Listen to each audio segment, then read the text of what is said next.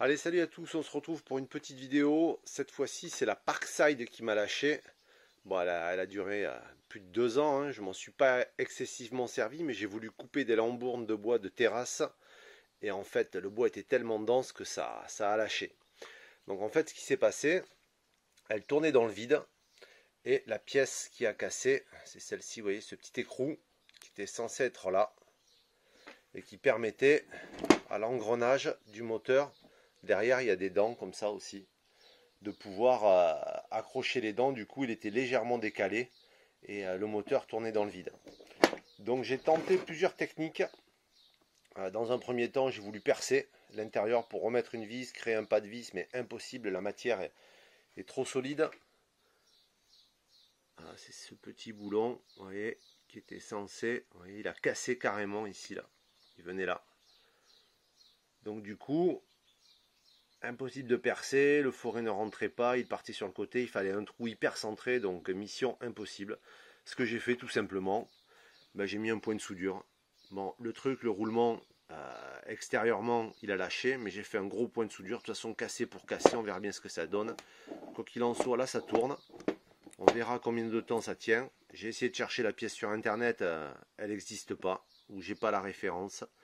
Donc un point de soudure avec une baguette de 1,5 bien dense, bien appuyée.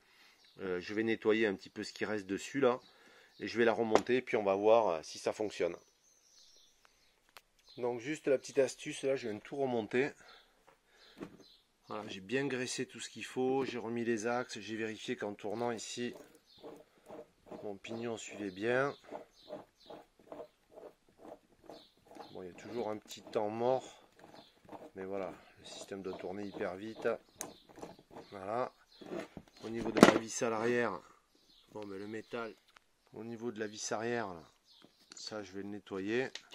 Et ça je vais le sortir, mais dans l'ensemble le roulement il est scellé, j'ai fait sauter la croûte. Par contre, petite astuce pour le démonter, il va falloir dévisser toutes les vis qu'il y a autour, démonter la poignée ici, et ensuite, je sais pas, vous voyez là, il y a 2 vis qui sont cachées par la poignée quand elle est fermée.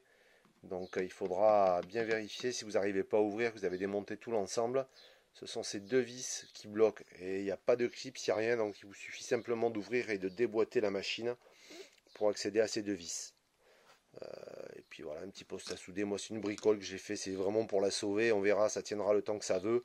Mais voilà, on verra bien, on va faire le test après. Donc voilà, la bécane est remontée. Ce qu'il vous faudra surtout, c'est prévoir un bon tube de graisse pour regraisser tous les éléments correctement. Là j'en ai mis au taquet. J'ai retourné la bécane aussi dans le moteur. Au niveau du roulement où j'ai soudé, j'ai carrément enlevé toute la partie qui protégeait les roulements à billes. J'ai bourré de graisse à l'intérieur, au taquet, parce qu'elle claquait un petit peu, elle avait un bruit bizarre. J'ai aussi démonté ici, vous savez, ici et là, vous avez les charbons. Et quand je démarrais, ça faisait un bruit un petit peu bizarre. Les charbons ne devaient pas être bien mis en place. Donc je les ai démontés, retirés et replacés tout simplement pour qu'ils soient bien en appui sur l'électroaimant qui se trouve à l'intérieur. Et depuis c'est parfait, regardez. Voilà. Ça fait le taf. Je vais faire un test de coupe tout à l'heure quand la famille sera réveillée pour voir un petit peu si ça tient. Et puis ça durera le temps que ça durera. Mais elle a quand même fait... elle a quand même bien bossé jusqu'à maintenant. Mais si elle pouvait durer un peu plus, ce serait bien. Parce que jeter un appareil juste parce qu'il y a un petit boulon de cassé, voilà, on verra si la soudure tient. C'est juste un élément qui permet de bien sceller 2 pièces sur l'engrenage.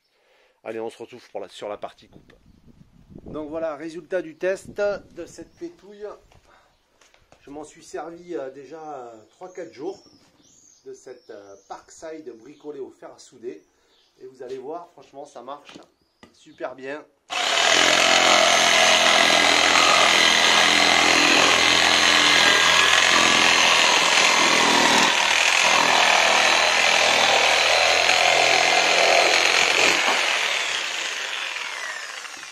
Donc, réparation fer à souder pour 0 €, à part une petite baguette. Ça fonctionne plutôt pas mal. Je dis, ça fait 3 jours que je m'en sers. J'avais 2 petits chantiers à terminer. Ça s'est très bien passé.